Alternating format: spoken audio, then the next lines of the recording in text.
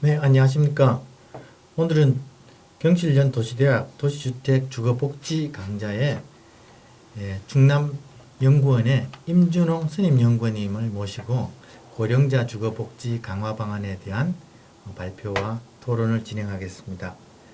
방금 말씀드린 우리 충남연구원의 임준홍 선임연구위원님께서 오늘 발표해 주시고, 토론은 한양사이버대학교의 지규현 교수님께서 해주시겠고, 사회를 맡은 저는 중원대학교 한상훈 교수입니다. 그럼 오늘 발제를 듣도록 하겠습니다. 안녕하세요. 충남연구원에 있는 임준홍이라고 합니다.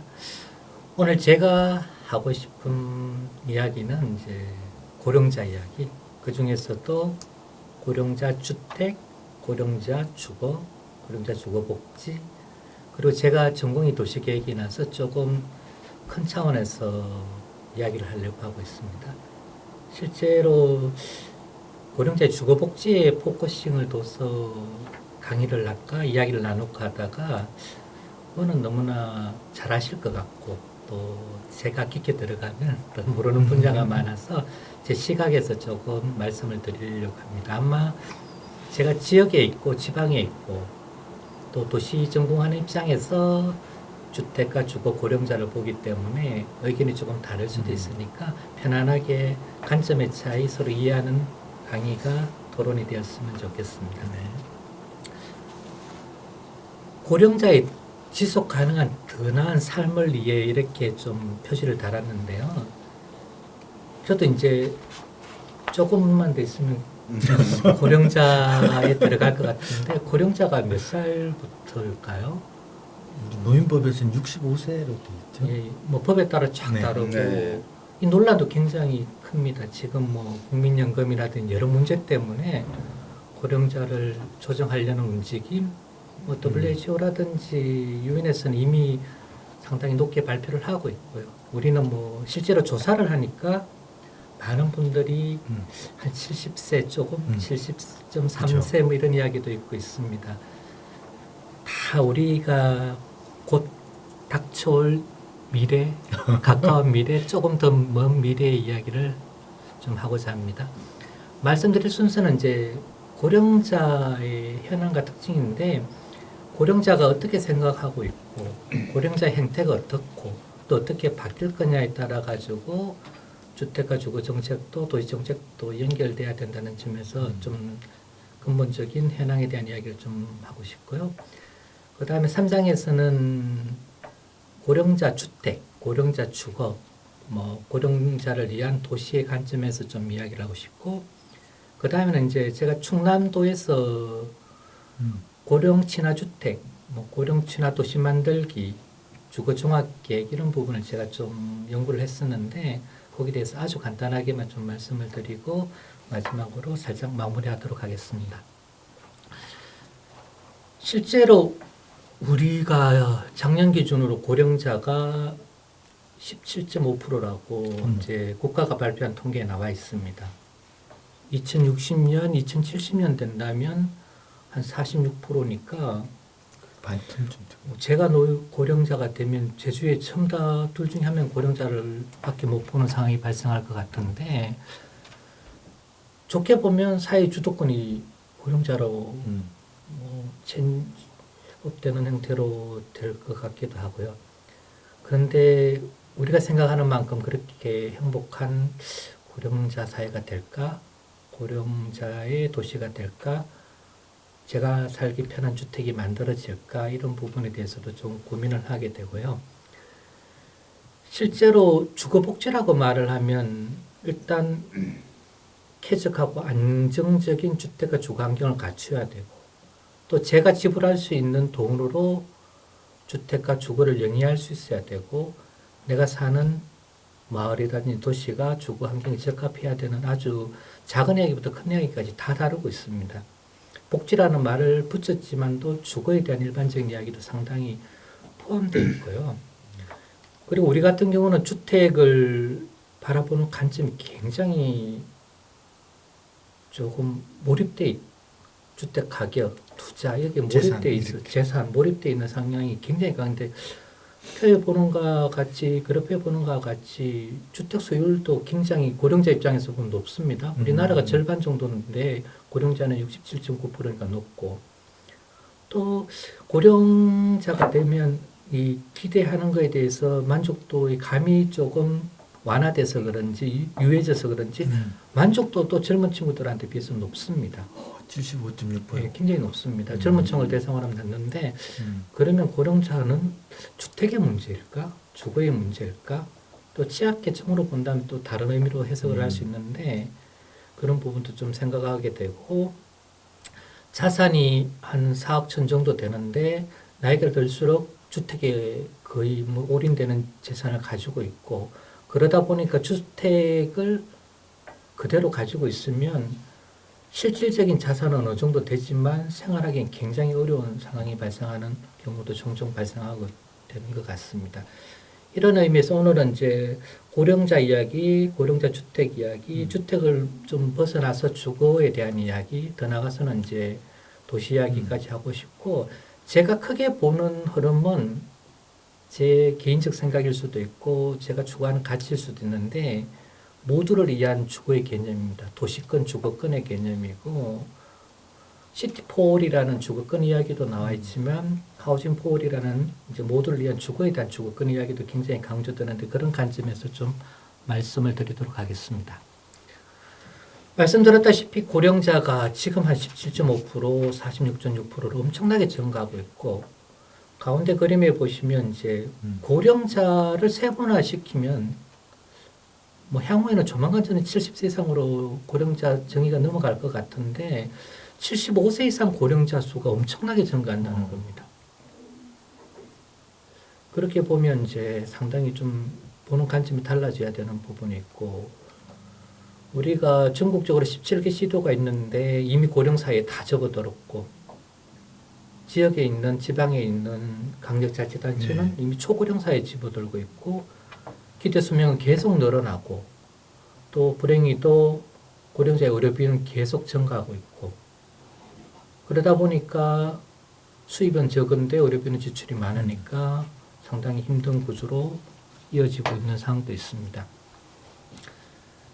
제가 실제로 노인 빈곤율이 굉장히 높은 나라이고 그러다 보니까 고령자는 일을 할 수밖에 없는 구조를 가지고 그 속에서 실업률도 생각외로 좀 많은 비중을 차지하게 되고 그러다 보니까 청년들하고 경쟁관계로 오인받는 경쟁관계까지는 아니라고 판단되는 이제 그런 또 성향도 가지고 돼 있고 또 코로나로 인해 가지고 저희도 마찬가지지만 어르신들은 더더욱 사회하고 사회관계망하고 좀 단절되는 패턴을 가지고 있고 소비 생활을 보더라도 젊은이보다 더 심한 것처럼 느껴지기도 하는데 집에서 모든 걸 해결합니다. 집에서 음식을 먹고 집에서 여가 활동을 하는 형태로 이것은 이제 고령자의 활동이 떨어지면 고령자의 건강과 더 나아가서는 지역사회의 지속성하고도 활력하고도 관계가 되기 때문에 상당히 그런 현상이 고령자에게도 코로나19 다 전반적으로 나타나는 모습을 띠고 있습니다. 또 특이한 것은 가족 관계가 생각보다 좀 중요하고 만족도가 높다고 생각하는 경향이 있는 것 같습니다. 이거는 고령자도 마찬가지고 코로나 이후가 가장 크게 제 개인적으로 생각하는 것은 가족에 대한 뭐 싸우기도 하지만 오래 있어서 가족에 대한 이제 이 보는 관점이 많이 달라져서 저는 굉장히 긍정적이라고 또 판단을 하기도 하고 부모를 부양해야 된다는 시각도 기존에는 이제 가족인데 지금은 이제 정부와 지역사회가 담당해야 된다는 부분 또 가사 분담에 대한 생각도 어르신들도 많이 다릅니다. 저도 최근에 거의 뭐 제가 평일에는 밥을 하는데 어쨌든 고령자들도 그런 시각이 아무리 보수적이더라도 좀 많이 바뀐 것 같고요. 또 생활비 마련하는 방법을 보면 좀 불행하게도 여전히 스스로 벌어야 되는 상황이 부부가 벌어야 되는 상황이 발생을 하게 되고 정부 부담이 그렇게 좀 체감으로 와닿지는 않는 상황을 가지고 있습니다. 이런 상황에서 인식도 상당히 많이 바뀐다고 생각을 하고 있고요. 말씀드렸다시피 이제 빈곤 노인 계층이 많다 보니까 이제 일을 할 수밖에 없는 부분들을 가지고 있고 그런데 일자리 선택 기준 가운데 도표를 보면 약간 특이한 현상, 좀 특이한 해석을 할 수 있는데 약간의 우리가 전통적으로 지역을 선택하는 기준 임금이라든지 이런 거에 대해서는 약간 좀 둔화되어 있는 상황이고 민감도가 떨어져 있고 그에 반해서 이제 약간의 좀 의미 있는 일자리를 찾는다든지 부족한 소득에 대한 보조적인 수단으로 일자리를 찾는 성향이 굉장히 강하다는 느낌을 좀 유추적으로 해석을 할 수 있는데 그렇게 해석을 하면 노인들의 일자리는 어떤 일자리가 필요한 건지 그들은 뭘 원하는지도 조금 알 수 있을 것 같고 생각외로 여가활동은 우리나라 같은 경우는 제가 느끼는데 굉장히 좀 즐길지 모릅니다. 너무나 돈을 버시던 분이고 제 어머니 부모님도 마찬가지 돈을 안 쓰시는 습성이 너무나 돼 있습니다. 그래서 상당히 좀 자식들이 노는 걸 보고 즐거워하는 그런 아직까지 그 정도의 여가 활동을 하시는 분들이 있고요. 노후에 대한 대비도 조금 이제 적극적으로 대비하는 부분인 걸 가지고 있고, 근데 대비하는 세 항목을 보면 여전히 연금에 대한 부분, 또 부동산 운용에 대한 부분 이런 부분들은 연금은 굉장히 강하게 기대하고 있지만 접근과 이런 부분들, 또 주택도 그 주택연금이라는 제도가 있지만 아직까지 보편화되지 않았고 주택이 상승하는 시대에 주택연금을 넣으려는 사람도 많지 않으니까 이제 주택을 보는 시각도 조금은 차이가 있지만 바뀔 것 같습니다. 그 지적해 주신 것처럼 저희 여가 활동이 그 코로나 이게 우리가 2년 경험하면서 그 가족들 간의 이 접촉 기회도 많이 늘어났지만 그 노인분들이 집 주변에 있는 그 근린생활 체육시설 이렇게 마을마다 있는 체육할 수 있는 시설들 이용객이 굉장히 많이 늘어났거든요. 그러면서 이 노인분들이 건강에 대한 중요성을 요즘 되게 절실히 활동하시는 것 같아요. 그래서 실제로 그 노인분들이 활동 많이 하고 이 육체적인 건강이 회복되는 거랑 앞서 우리 지적 설명해 주신 것처럼 의료 비용 지출하고 이게 반대가는 것들이 많은 연구 보고가 나오고 있는 걸 보면 가능하면 이 어떻게 하든지 우리 이 노인 인구들이 많이 운동하고 활동할 수 있는 이런 분위기를 좀 만들어 주는 게 단순히 그 건강 유지도 있지만 의료 비용이라는 이쪽이 실질적인 내용을 보면 굉장히 중요할 것 같습니다. 제가 조금 빠져볼까요? 아웃사이더로 좀 빠져보면 굉장히 공감하는 이야기인데 서울에는 땅이 많아서 땅이 적어서 그런 현상이 많지 않는 것처럼 보여지는데 지방에는 어르신들이 하는 파크골프 맞죠? 네네. 파크골프가 엄청나게 늘어났습니다. 뭐 하천이든 예. 뭐 작은 운동장이든 아니면 교각 밑에든 뭐다 만들어지는 부분이고 저는 개인적으로 교수님 말씀하시고 또 제가 살짝 말씀을 드렸지만 고령자든 젊은이든 인구가 주는 거는 어쩔 수 없더라도 사람들의 활동이 줄어들면 심각한 상황이 발생한다는 생각을 가지고 있고 고령자 입장에서는 그죠. 건강의 문제 조금 더 빠져나가면 저는 개인적으로 비판을 좀 해볼까요? 고령자를 위한 대중교통 무료화는 당연한 거라고 생각을 하는 부분인데 고령자분들이 움직여야죠. 그죠. 활동을 해야지 건강해지고 거기에서 나타나는 기회 비용이 지출되는 비용이 저는 고령자가 움직이면서 건강보험이 절약된다든지 삶이 건강해진다든지 사회적 관계가 좋아지고 하는 게 훨씬 더 한 발짝 떨어져서 멀게 보면 효과가 훨씬 크다고 생각하는데 솔직히 그래서 굉장히 아쉬워하는 제도인데 저는 대중교통을 완전 무료해야 된다는 주의이기 때문에 더더욱 그렇게 판단할 수도 있는데 조금 극단적으로 말씀드리면 그런 아쉬움도 좀 있습니다. 네, 뭐 저도 뭐 질문이라기보다는 그냥 드는 몇 가지 생각이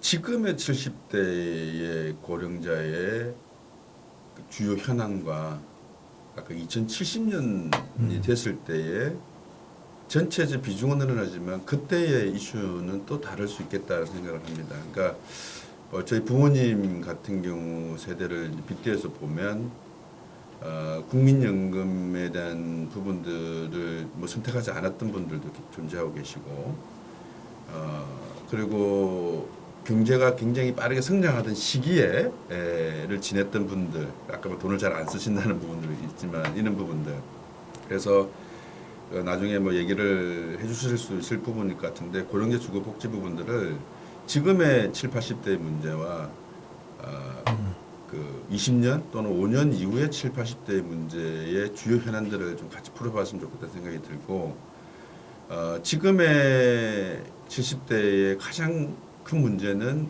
준비 부족도 있었던 것 같고요. 그다음에 결국 아까 헬스케어도 관련된 얘기를 하셨는데 결국 의료 문제가 굉장히 중요한 것 같아요. 그러다 보면 의료 서비스가 잘 제공되고 있는 대도시 지역에서의 그 고령자가 가지고 있는 처한 상황하고 그 의료 서비스가 충분하지 못했던 지역들에서 문제, 뭐 단계도 상당히 다를 것 같아요. 굉장히 복잡할 것 같다 생각이 들고요. 그런 생각이 들다가 이런 생각을 해봤어요. 우리가 인구가 굉장히 성장, 그러니까 젊은 층, 그러니까 인구 피라미드 구조 형태를 띠고 있을 때는 우리 흔히 베이비 부머 세대도 있고 지금도 마찬가지 육아 문제 굉장히 많이 고민했다면 아까 70년대에는 아까 40% 이상이 이제 고령을 하고 그러면 그때는 그들을 위한 문제가 굉장히 중요한 이슈지 않겠습니까? 그리고 집이 많이 부족할 때 아까 뭐 예를 들면 예전에는 국민주택이라고 하는 게 85제곱미터는 있어야 되는 거 아니냐라고 하는 굉장히 뭐 상징적인 그 이슈가 있었던 것처럼 그럼 지금의 이제 그런 앞으로의 시대의 고령 사회에서는 아까 그림을 보면 대부분이 고령 사회, 초고령 사회에 다 진입했다 그러면 지금 필요한 좀 정부 차원에서 선언을 해야 될 것들이 뭘까 이런 것들이 좀 고민된다 생각이 들고요. 그다음에 제가 그 자료를 주신 걸 보시다 보니까 의외로 사실 지자체 단위에서 이 준비들을 상당히 많이는 하고 있다는 생각이 그렇죠. 들었어요.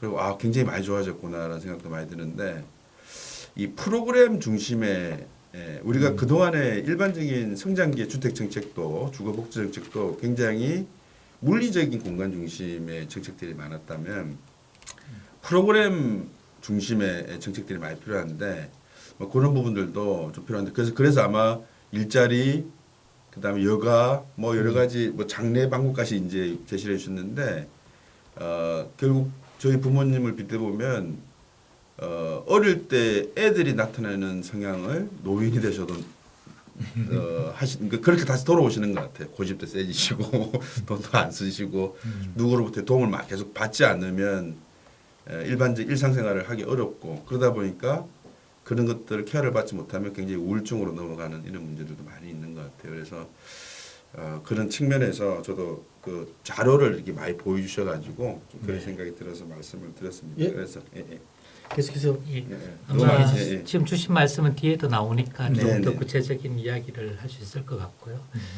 제가 이제 고령자 주택 주거 이야기하기 전에 이야기를 먼저 드렸던 이유는 고령자의 생각과 형태를 모르는 상태에서는 그렇죠. 뭐 미래 2070년까지 알면 좋겠지만 그건 현실적으로 그렇다 하더라도 지금의 어르신들의 생각을 모르는 상태에서는 그 뒤에 연결되는 여러 가지 주택과 주거 정책도 힘들지 않겠나 싶은 생각이 들고 네. 또 막연히 생각하면 우리가 2070년에 한 47%, 46%의 고령자 사회가 되는데 고령자가 행복하지 않고 활력적인 활동을 하지 않으면 우리 사회는 침체되고 우리나라는 지금보다 더 심각한 행복하지 않는 나라가 계속 유지될 것 같아서 그런 우려가 돼서 좀 말씀을 드렸던 부분이고요. 다음 이제 사례들은 이제 충남에 대한 구체적인 통계들인데 그냥 살짝 넘어가도록 하겠습니다. 네. 조금 전국 통계에서는 찾기 힘들어서 충남 통계만 조금 더 보면 독거노인 비중이 뭐 우리도 짐작하겠지만 그죠. 너무 높습니다. 네. 이거 나홀로 혼자 계시는 분들을 어떻게 할 거냐? 혼자 계시는 분들은 옆에 이야기할 분도 안 계시고 그 사람의 표현을 사회적으로 정부한테 전달할 기회도 없는데 약한데 이분들을 어떻게 할 거냐? 이거는 상당히 또 새로운 시각에서 또 여러 가지를 생각할 것 같아서 좀 말씀을 드렸고요.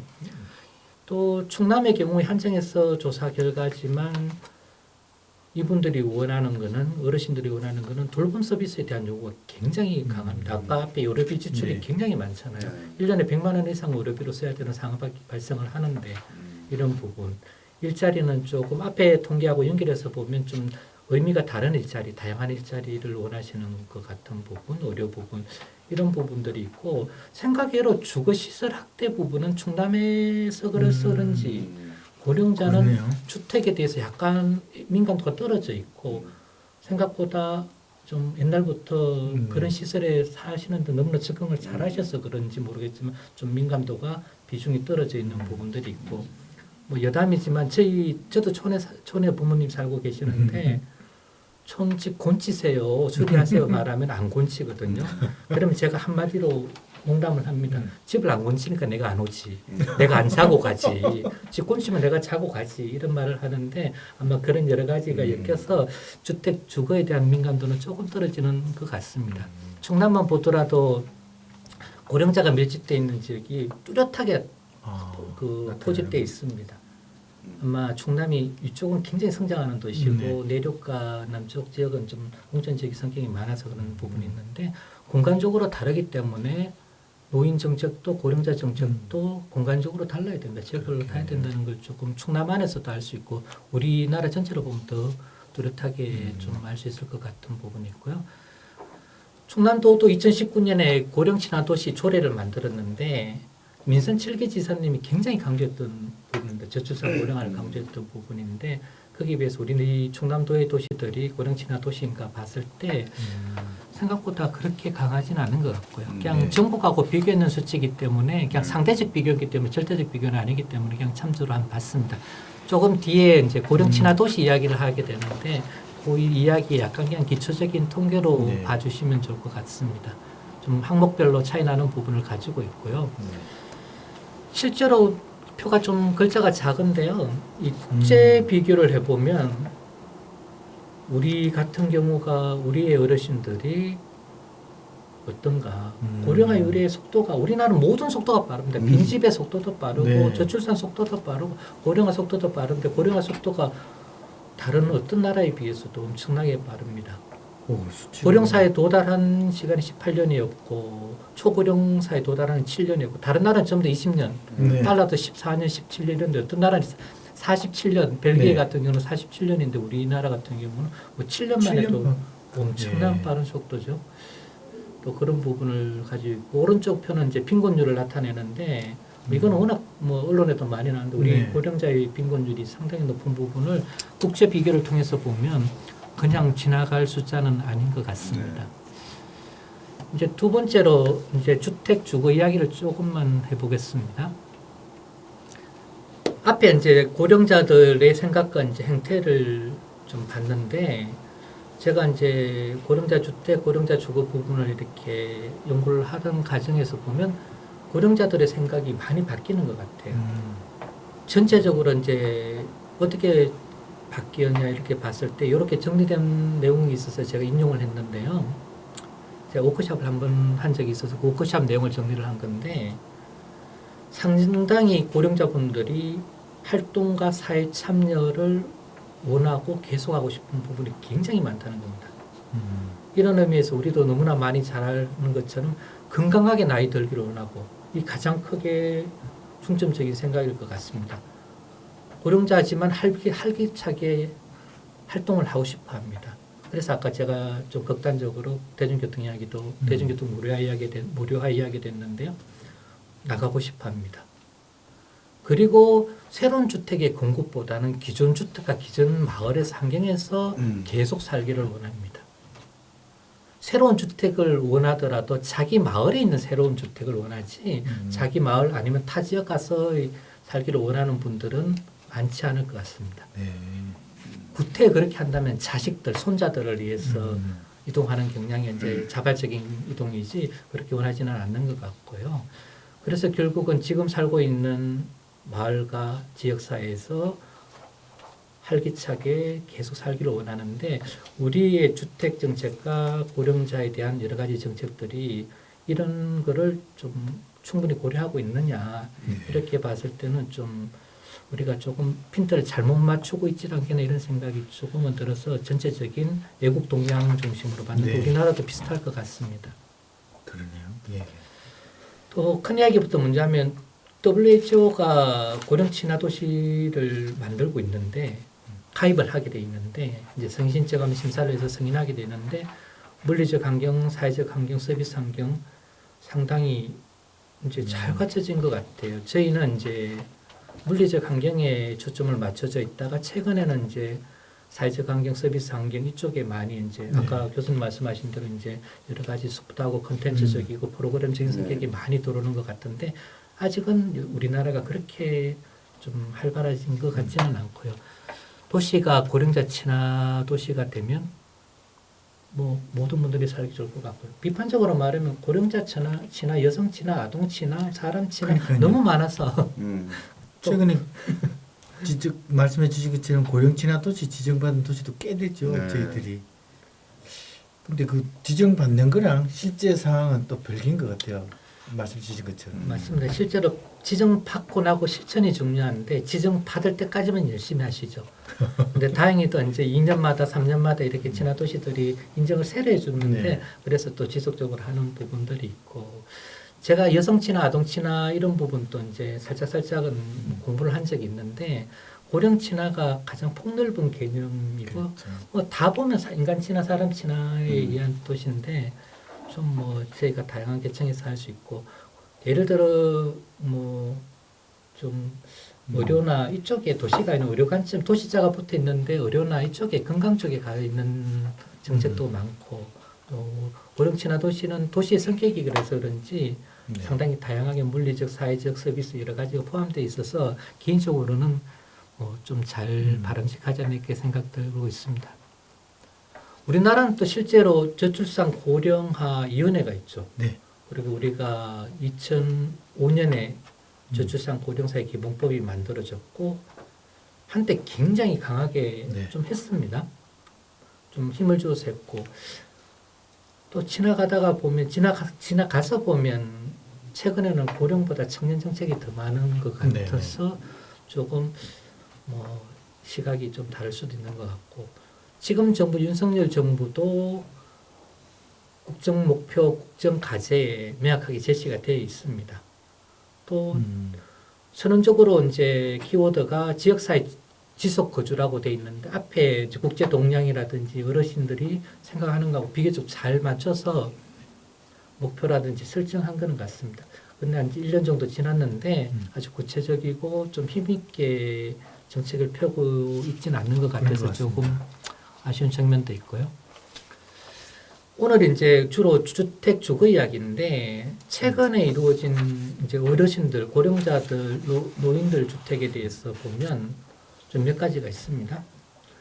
이제 국토부 정책이 서울이 굉장히 앞서 나가는데 고령자 정책도 마찬가지로 서울과 SH공사가 고령자 지원주택, 실제는 노인 지원주택이 있는데 제가 명칭 통일하기 위해서 고령자로 많이 바꿨는데요. 고령자를 위한 지원주택, 또 고령 서울시가 공동체 주택 정책을 많이 하고 있는데 그런 많은 아이템들이 있습니다. 그 중에 고령자 세대 통합 쪽에 이제 SH가 하는 부분들이 있고 국토부가 이제 고령자 복지주택, 보건복지부가 케어 안심주택 이런 형태로 조금씩 전개되고 있는데 약간은 좀 이 확산되는 속도는 조금 늦는 것 같고요. 또 부처가 이렇게 다양하게 이루어지는 부분들이 있는데 그렇게 확산되고 하는 부분들이 다르고 있고 좀 그런 부분들을 가지고 있습니다. 세부 내용은 그냥 표로 참조를 해주시면 좋을 것 같고요.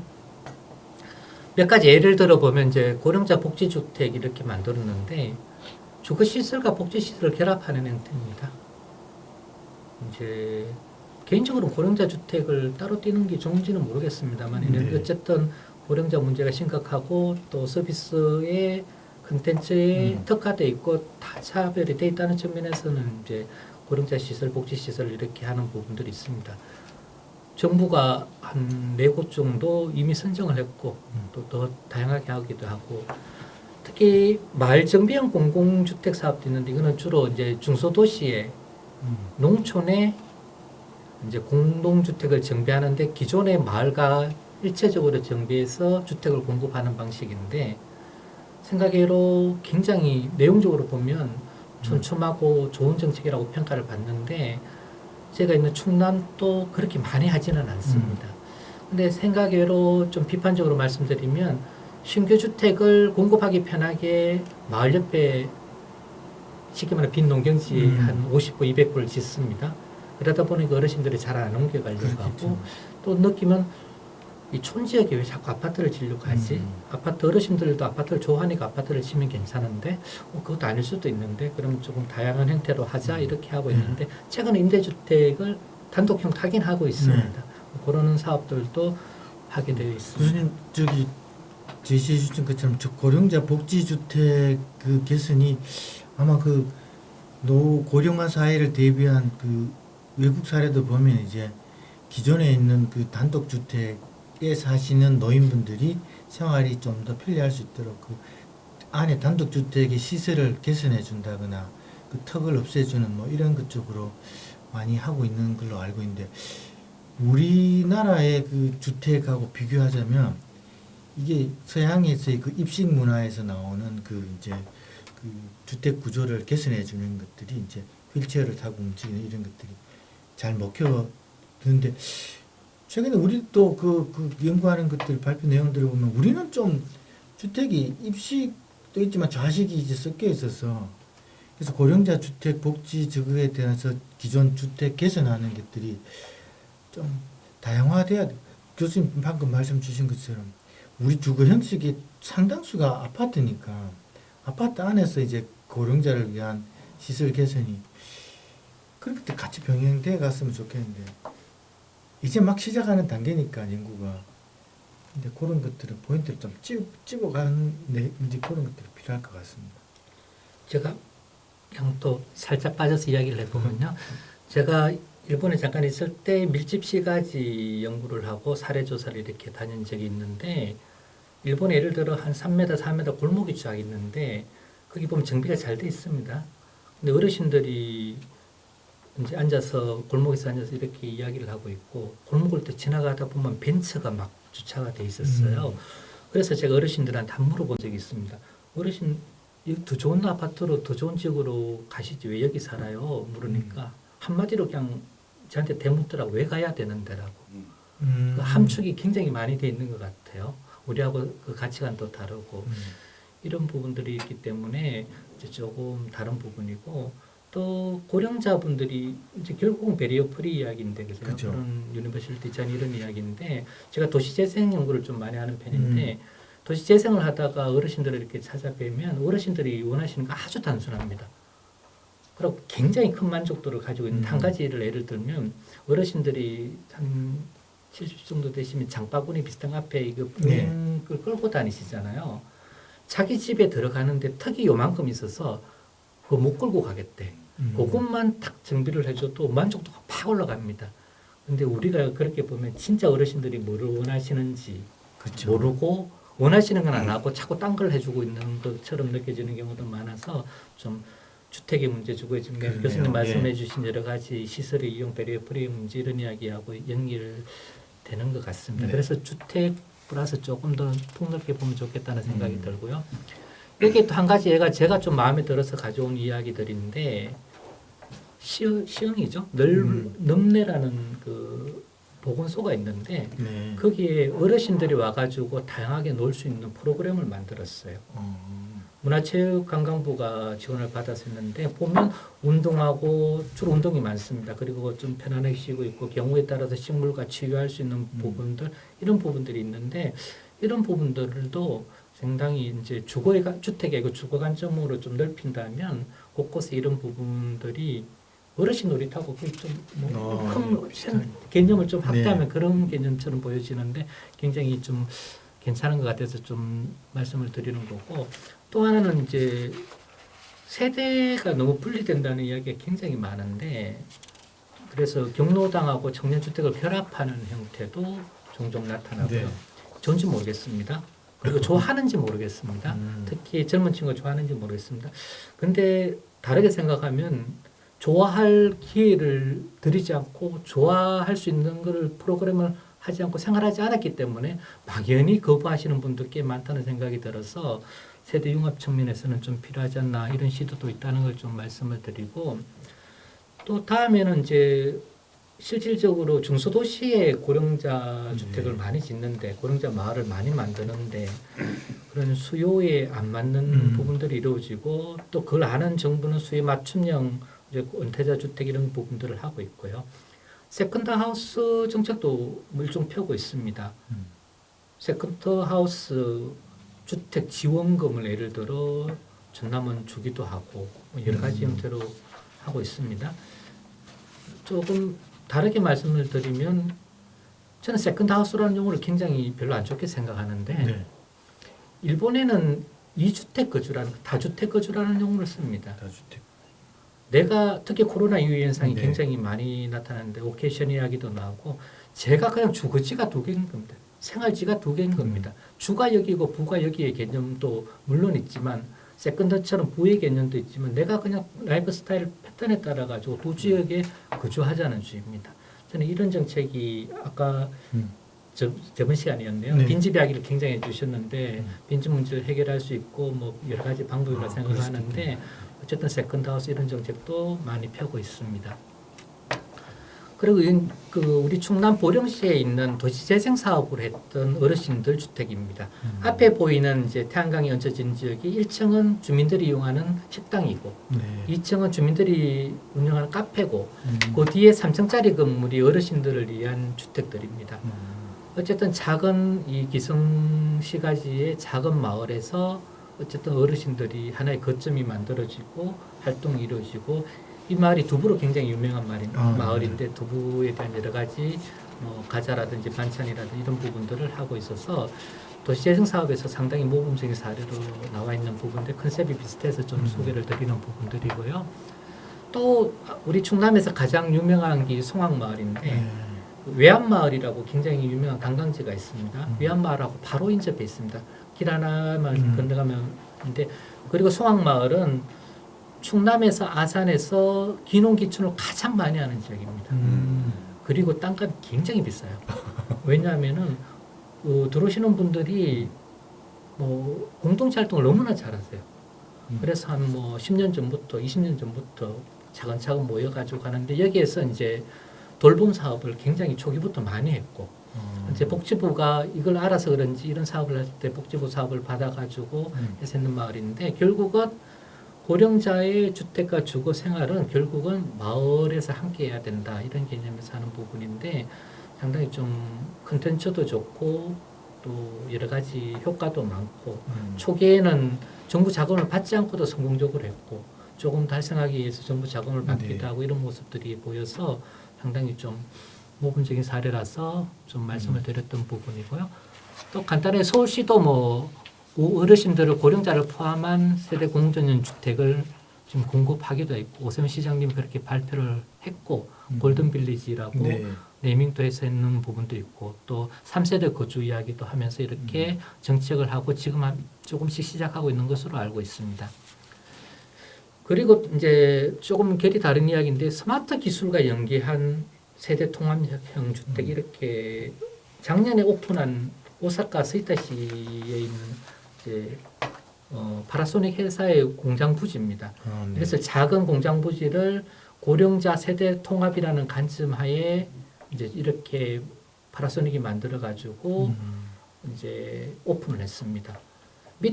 가운데 밑에 보면 굉장히 많은 회사들이 연결돼 있죠. 네. 오사카 가스라든지 여러 가지 있는데 이거 스마트 시티가 상당히 다양한 기술들이 들어오니까 지역사회라든지 일본에서 가지고 있는 이런 부분들을 실질적으로 해서 이제 굉장히 만드는데 초점이 이제 고령자하고 다른 청년 세대가 같이 결합하고 스마트 시대의 고령자가 상당히 소외될 수도 있는데 다 편한데 내만 불편한 세상이 될 수도 있는데 고령자가 편하게 정보 약자가 편하게 스마트 기술을 이용할 수 있는 게 진짜 스마트 기술인 것처럼 느껴지는데 결과는 좀 그렇지 않는 부분들인데 이런 부분들을 상당히 잘 하고 있는 사례라서 좀 소개를 시켜드리고요. 제가 이 스이타시에 제가 살았었습니다. 그래서 네. 말씀을 드리는 부분이고 또 아까 서울에서 세대 통합형 네. 주택이 있는데 싱가포르에도 굉장히 유명한 깐풍이라는 지역이 있습니다.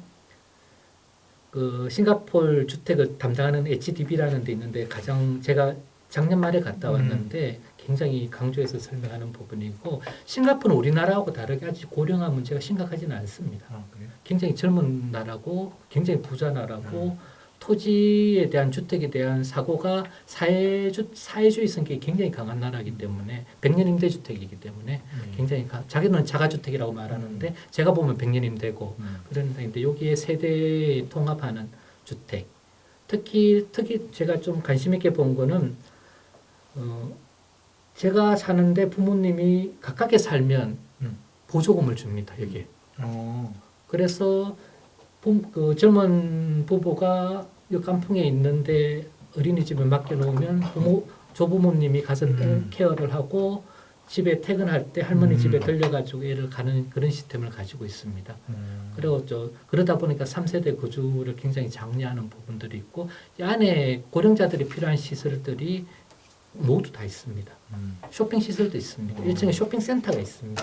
그런 식으로 굉장히 이제 싱가포르도 이제 고령자 문제를 순제적으로 대응하기 위해서 이런 단지들을 굉장히 많이 만들고 있습니다. HDB 홈페이지 가면 이 사이트가 별도로 하나 있습니다.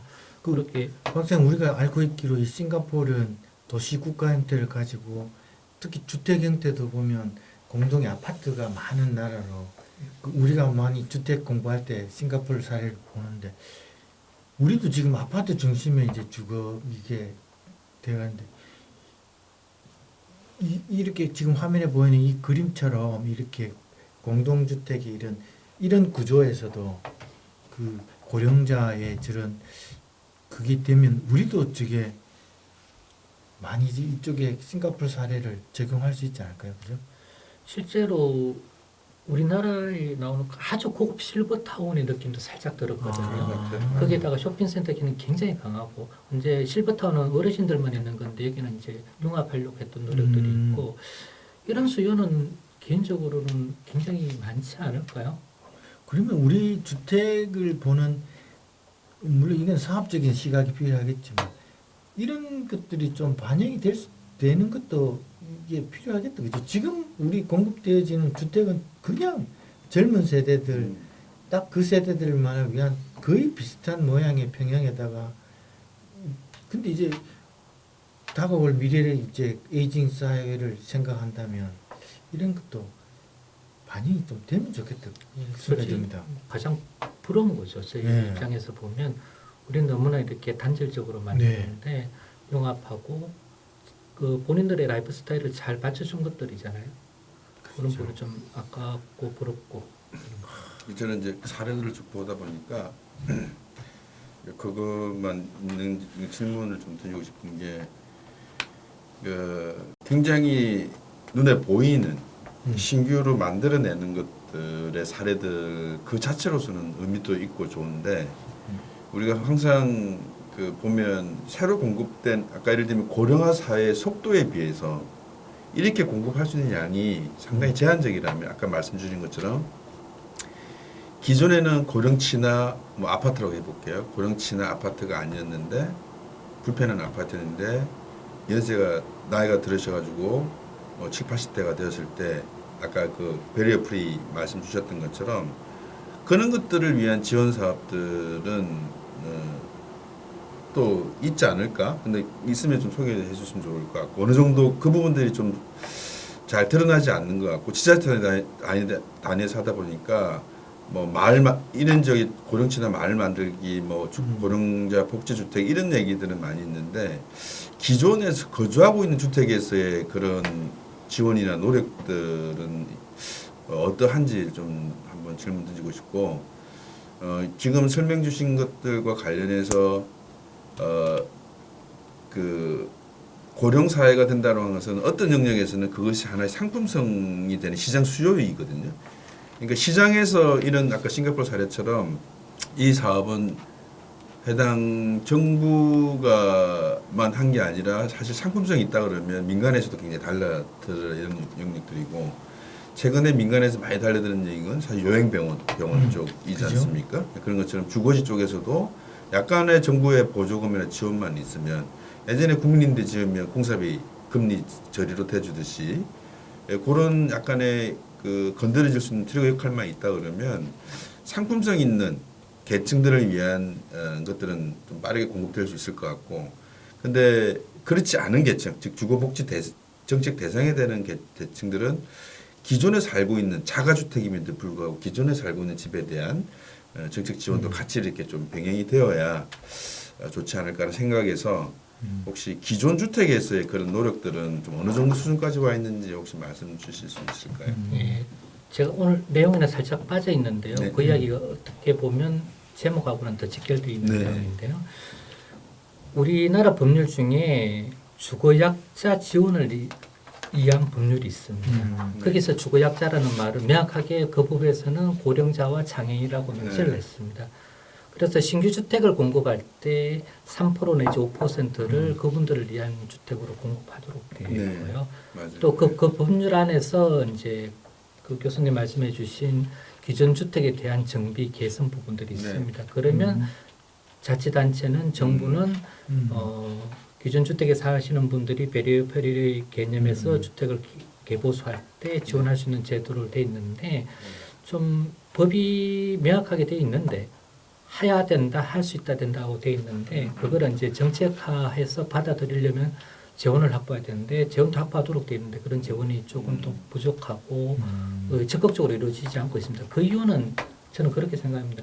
그분들이 교수님도 잘 모르셨잖아요. 저도 이제 이거 준비하면서 알게 됐는데 그 법률이 있는 줄도 모르고 그렇죠. 그런 네. 제도가 있는 줄도 모르고 그러니까 거기에 사시는 분들은 요구도 안 하고 음. 근데 이런 것들은 제가 좀 보기 좋은 그림들을 많이 보여드렸는데 이런 그림들은 마치 새롭게 하고 정책처럼 뭐 잘하는 것처럼 느껴지니까 정부의 무게중심도 이쪽으로 글로 가고 있네. 그래서 이런 건 하더라도 금방 말씀 주신 거는 이제 지방정부가 자치단체가 차곡차곡 챙겨가지고 네. 진짜 자기의 지역민들을 위해서 해줘야 되는 부분인데 그런 부분들이 좀 부족한 네. 건 사실입니다. 감사합니다. 조금 비슷한 사례인데요. 그 금방 연결한 거 비슷한 사례인데 조금 특이해서 제가 말씀드리면 우리가 돌봄 주택이 나왔는데 미국의 경우는 CCRC라 해서 돌봄형 주택 굉장히 강하게 하고 있습니다. 평가도 굉장히 잘 받고 있습니다. 또 저번 정부 때 변창흠 장관님이 LH 갔을 때 이 모델을 확산하려고 굉장히 노력됐습니다. 그런데 아직까지 확산이 안 되었고요. 많이 못 되고 이걸 할 때 가장 어려운 게 이제 아까 실시간에 잠깐 말씀을 드렸는데 지역에서는 지방에서는 의사 구하기가 너무 어렵습니다. 그렇죠. 마을은 잘 만들어 놓더라도 네. 구하기가 너무 어려우니까 실천을 하기가 힘들고 그래서 요양병원하고 결합하기도 하고 여러 가지 노력이 이루어지는데 조금 아쉬운 측면이 있고요. 또 비슷한 계통이 또 있는데 NORC라고 있어요. 기성시가지의 고령자가 어떻게 마을하고 같이 계속 지속적으로 살기 위해서 이제 마을 정책하고 마을 만들기 하고 연결하느냐 NORC 개념의 사업들도 굉장히 있고 아마 이 부분 앞에 이 부분 또 5분에 말씀드린 UCRC 부분 네. 이거는 대학과 연계한 겁니다. 이 부분 아마 지금 균영이 위원장님, 우동기 위원장님께서 네네. 이 부분을 상당히 좀 강조를 할 것 같아요. 저출산 고령화위원회도 이걸 좀 준비를 했는데 대학도 폐교 많아질 수 그렇죠. 있고 유공간 많아질 수 있잖아요. 미국의 경우는 이렇게 도입하게 된 이유가 대학을 졸업한 친구들이 다 나가서 이제 기농기촌을 하게 되고 학교로 돌아오게 되는데 그분들을 위한 평생교육을 해줍니다. 그런데 평생교육을 하다 보니까 이분들이 대단한 분들이 많잖아요. 그렇죠. 강의를 합니다. 또 이분들이 살고 싶어 하니까 학교 안에 빈부지들이 있어요. 유시설들이 있어요. 학교 안에 집을 짓게 해줍니다. 학교 안에 없으면 학교 인접한 지역에 집을 짓게 해줍니다. 그렇게 해서 학교하고 지역사회가 일치화되는 여러 가지 좋네요. 지역사회 개발 기법으로 하고 있는데 아마 이런 부분들은 아마 좀 탄력을 받으면 좋겠다는 생각을 조금 좋네요. 가지고 있습니다.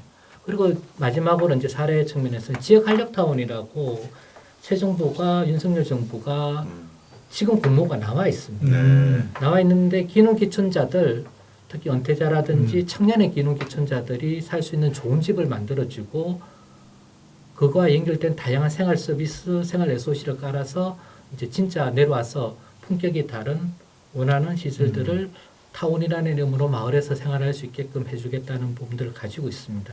이 하면서 이제 민간인들을 굉장히 민간 참여를 굉장히 강조하고 있고 그 과정에서 특징적인 거는 자치단체가 지금 공모 기간이거든요. 4월 20일까지 아마 제출을 하고 6월 달에 선정을 하는 걸 알고 있는데 굉장히 많이 이렇게 참여를 하고 있는데 특징적인 것은 뭐냐면은 민간 참여, 민간 개발하다 보니까 민간 주택업자를 깨야 되는데 시간적으로 좀 부족하고 또 그러다 보니까 기존에 있는 도시 재생하고 연결하려고도 노력하고 있고 뭐 다른 걸 연결하려고 굉장히 노력을 하고 있습니다.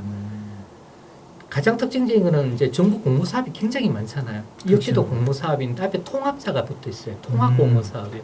여기서 선정되면 앞으로 공모 사업을 하는 거를 선정했는 거하고 똑같이 취급하겠다. 그럼 여기서 그냥 지원을 해줍니다.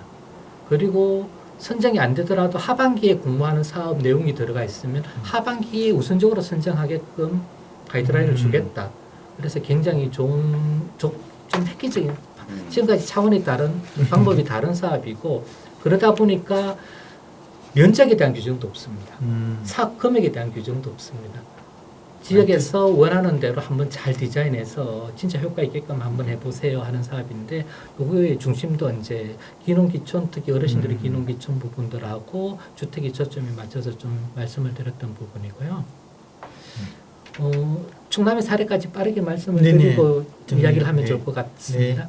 충남은 민선 7기의 저출산 양극화를 굉장히 강조했기 때문에 거기에 따라서 이제 고령 친화 도시 만들기 사업을 적극적으로 정책을 추진하기 위해서 신도시 개발을 할 때부터 고령 친화 개념, 사람 친화 개념을 만들어서 도시계획 심의를 하잖아요. 네네. 도시개발계획 개발 사업 심의를 할 때 적용하도록 되어 있습니다. 실제로 작년 하반기부터 적용을 하고 있습니다. 그 과정에서 가이드라인을 만들었고 외부 공간이라든지 뭐 여러 가지 그 어르신 놀이터라든지 이런 걸 할 때 좀 했던 부분들, 적용했던 부분들 그런 걸 어떻게 하라고 가이드라인에 나와 있습니다. 시설을 공급할 때 어떻게 하세요? 공간을 만들 때 어떻게 하세요? 지역사회 서비스 전달 체계를 이렇게 연결하십시오. 거버넌스를 만들어 가세요. 이런 이야기들이 담겨 있고요. 다양한 또 시설 공급을 할 때 수요가 굉장히 생각보다 안 나오거든 지역은요. 그렇죠. 사람도 좋고 또 수요가 적기 때문에 복합화 이야기가 나오는데 고령자 시설 복합화 이야기하는데 복합화가 굉장히 좋은 개념인데 실현되기 굉장히 어렵잖아요. 그렇죠. 또 기존의 시설들도 많고. 근데 가장 좋은 점은 고령자든 뭐 그 어린이를 돌보는 이제 그 젊은 부부든 다른 복합화에 필요한 이유가 그 이용하는 시간과 타겟이 다릅니다. 그래서 시설을 복합화했을 때 굉장히 유효적으로 쓸 수 있고 관리 비용이 엄청 줄고 이렇기 때문에 다른 바람직한 방침이고 방향인데 생각보다 이것도 지난 정부에 많이 했는데 확산되지는 않는 것 같고요. 그래서 여러 가지 사업 모델도 개발하고 또 하나는 이제 기성시가지 할 때 어떻게 하라, 기성시가지 도시재생을 정비하는 과정에서 어떻게 하라는 가이드라인도 살짝 제시는 돼 있는데 신시가지는 실제 도시계획 심의 때 활용을 하고 있고 이제 기성시가지는 아직 활용을 안 하고 있습니다. 그냥 방향만 제시되어 있던 부분입니다. 근데 여기 잠깐 박사님 설명 주신 것처럼 복합화가 사실은 이 노인 그리고 뭐 청소년 유아 돌봄센터 같이 들어가면 좋은데 실제로는 우리 기대한 것처럼 잘 안 되고 있지 않습니까? 근데 아까 사례에서 잠깐 보여줬지만 일본에서 훨씬 그런 게 잘 젊은 세대랑 노인 세대가 같이 되어 있는 그 노령 타운도 만들고 이런 것들이 성공 사례가 일본 사례가 굉장히 많지 않습니까? 근데 그 잠깐 좀 설명해 주시죠. 왜 일본은 되는데 우리는 왜 안 될까? 그게 궁금했는데 이제 그 복합화 이슈를 주시니까 제가 질문을 실제로 일본도 처음에는 아주 초기 단계였죠. 그래서 공민간이라는 우리 말하면 뭐 주민회관 정도 될까요? 하여튼 주민센터 정도 되는 공민간에서 주로 다양한 프로그램을 했죠.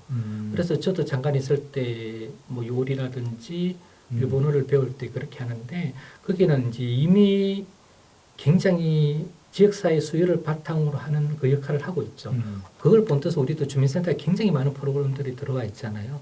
그런 과정에서 자연스럽게 참여에 대한 인식이라든지 참여를 넘어서 마을 만들기에 대한 인식이 굉장히 많이 들어와 있고 또 발전한 게 단순한 참여에서 커뮤니티 비즈니스 우리는 지금 사회적 기업, 사회적 경제 이야기하는 커뮤니티 비즈니스 센터가 굉장히 많이 들어와 가지고 조금씩 발전하면서 참여자가 많아졌고 또 개인적으로 오늘 어르신들 이야기를 하고 있기 때문에 느낀 점은 어르신들이 이 봉사활동, 보란티 활동을 하는 분들이 엄청나게 많아요. 특히 저는 이제 그 공부하러 갔기 때문에 공부할 때는 제가 일을 잘 못하잖아요. 처음에 잘 못하기 때문에 고등학교 선생님이 보란티어로 제 한 6개월간 영어 일을 1대1로 가르쳐줬거든요. 이런 활동에 대한 지역사회 참여 활동이 이제 우리하고 다르고 주택을 보고 마을을 보는 시각이 다른데 뭐 교수님 걱정하신 대로 걱정하신 거하고 다르게 우리나라도 조금씩 그렇게 가고 있습니다. 그런데 속도는 좀 늦어지고 프로그램도 좀 많아지고 있는데 이제 시설과 프로그램이 이제 결합해가지고 활동이 높아져야 되잖아요. 그래서 다양한 사람들이 들어와야 되는데 우리가 좀 아쉬운 점은 인구가 감소하고 이용 수요가 적기 때문에 우리는 그런 모습이 잘 드러나지가 않아요. 마치 안 되는 것처럼 느껴지고 실제로 안 되는 대로 많은데 그래서 시설들은 제가 생각하기에 도시 재생을 하면서 너무나 잘 갖춰져 있어요. 농촌 정비 사업을 그쵸. 하면서 중심사업이 너무나 잘 갖춰져 있어요. 이제 프로그램과 사람만 잘 장착되면 되는데 그쪽에 있는 수요가 적은 사람과 수요가 안 되기 때문에 아까 말씀드렸다시피 기농 기촌이 되던 지역사회에 있는 분들이 자연스럽게 이제 자기가 가지고 있는 콘텐츠하고 연결돼야 되는데 그게 아직까지는 연결이 원만하지가 않죠. 나는 해주고 싶은 거 많아요. 능력도 있어요. 근데 할 데가 없어요. 나는 배우고 싶은 거 많아요. 그런데 사람을 못 찾겠어요. 공간을 못 찾겠어요. 그런데 현실에 보면 다 있는데. 그 매칭이 지금 제일 급선 과제가 되겠네요. 저는 뭐 개인적으로 제가 있는 대학 이쪽도 이제 지방 중소도시니까 여기 보면 기존의 마을에 계시는 노인분들 이제 인구가 있어도 그 설명 주신 것처럼 그러려면 사실은 귀농귀촌에서 들으시는 분들이 사실 학력도 높고 사회적 경력도 많고 그렇죠. 이 잘 조화가 그걸 매치시키고 찾아내는 게 제일 첫 과제가 되겠네요. 그렇죠. 이제 우리가 약간 생각보다 폐쇄성이 있거든요, 솔직히. 그런데 그런 부분들이 이제 소통하면 그게 점점 줄어드니까 또 정부가 유도해주면 줄어드니까 프로그램이 많아지면 또 경험을 하게 되니까 좀 좋아지지 않을까요? 그렇겠네요. 예. 예. 그래서 뭐 자연스럽게 거의 말씀을 다 드렸는데 제가 약간 도시적 시각에서 고령자 주택, 고령자 주거, 고령자 도시 만들기 이런 관점에서 좀 말씀을 드려서 아까 교수님 말씀해 주신 주거복지 부분은 약간 부족한 부분들이 있는데 그런 부분들도 관심 있게 봐주시면 좋겠습니다. 예. 예. 결국 이 고령화라는 것은 누구나가 다 향해 가고 있는 내용이 되어서 오늘 그 설명 주신 내용들은 실제로 이 고령자 주거복지가 다른 세대의 이야기가 아니라 2070년 되면 우리나라 전체 인구의 47%가 고령 인구가 되는 즉 대한민국의 미래가 계속해서 성장 발전 유지해 나가려면 지금부터라도 당장 이 주거의 계획이라든가 뭐 정책적인 부분들이 충분히 반영되는 그런 노력이 있어야 되겠다. 특히 오늘 좋은 강의해 주셔서 이런 데 대한 시각이 굉장히 넓어지는 좋은 기회가 됐던 것 같습니다. 네. 저도 뭐 너무 잘 들었고요. 네, 굉장히 절박하다는 생각을 많이 가지게 됩니다. 제가 한 10년 전이었던 것 같은데요. 중동에 출장을 갔어요. 중동에 출장을 가보니까 당시는 이제 건설 때문에 갔었는데 그 리포트를 하나를 봤는데 사우디아라비아의 인구 구조를 보니까 15세에서 20세 그 인구가 전체 인구의 아까 우리 얘기하신 거 반대로 그 세대가 한 40%를 차지하고 있었어요. 그러니까 사우디아라비아의 절박함은 뭐냐? 그들이 올라오면서 집을 하나씩 다 가져가야 되는 거예요. 돈은 많죠. 그러니까 가장 빨리 가장 많이 집을 짓는 게 최대의 그 목표였던 것 같아요. 당시로서. 그러니까 한국을 찾는 가장 많이 지었던. 근데 지금 오늘 자료를 보면서 2070년 되면 40%가 네. 고령을 하는 거. 그러면 아까 사우디아라비아 예를 들은 것처럼 이거는 그냥 그 국가의 많은 그 예산과 힘을 쏟지 않으면 굉장히 재앙적인 상황이 될 수도 있다는 생각을 하게 되거든요. 그래서 굉장히 절박한 마음으로 접근해야 되는 부분이다라는 것을 오늘 말씀을 들으면서 좀 들었고요. 아직도 약간 상품 중심이 나쁜 건 아니지만 상품화 될 수 있는 것도 필요하지만 거기에서 상품화되는 과정에서 소외되는 그분들을 위한 저는 만약 이대로 간다면 이렇게 공급되는 고령 관련된 서비스를 받을 만큼 지불할 능력이 있을 수도 있을 것 같은데 지금의 고령자인 경우는 과연 그런 지불 능력까지 있을까 이런 고민을 해보면서 좀 오늘 많은 것을 느끼게 됐고 많은 걸 배우게 되었습니다. 오늘 강의 너무 잘 들었습니다. 예, 제가 마지막으로 한마디만 개인적인 이야기를 하면 도시를 공부하는 입장에서 인구의 척만큼 쉬운 예측이 없답니다. 네. 갑자기 애를 많이 놓지도 않을 거고 갑자기 안 놓는 그렇죠. 놓을 수도 없는 상황인데 예측이 굉장히 쉬운 예측인데 네. 우리는 20년 전부터 지금의 출생률이 0.78이 될지 그렇죠. 알고 있었습니다. 비슷하게. 네. 근데 지금 고령화 문제도 고령자 문제도 우리 20년 후에 40% 넘을 거 이미 알고 있습니다. 근데 이거를 지금부터 준비하지 않으면 지금 출생률에 몇 조를 넣는 거하고 똑같은 네. 이제 시행착오를 거칠 것 같아서 두 분 말씀 주신 대로 정부가 우리 모두가 지역사회가 함께 했으면 좋겠습니다. 네. 오늘 강의 너무 감사합니다. 예, 수고하셨습니다. 네, 네, 감사합니다. 감사합니다.